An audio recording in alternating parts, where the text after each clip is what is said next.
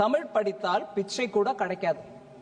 தமிழ் படித்தது பிச்சை எடுப்பதை தவிர. மாமி நீங்க சொல்றீங்களே தமிழ் படித்தால் பிச்சை எடுக்க கூட லாயக்கில்லைன்னு மாமி.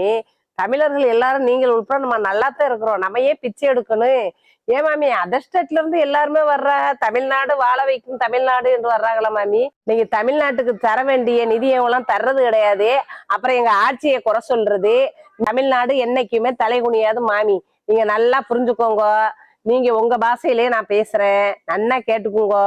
நீங்க நீட் தேர்வை ரத்து செய்ய மாட்டோம்னு சொல்லி அங்க கிடுக்குப்பிடி ஓடுவிய. நாங்க கொடுக்குற ஜிஎஸ்டியவே பிச்சையை தரத்தை நீங்க ஏன் மாமி தரமாட்டேங்கிறீங்க?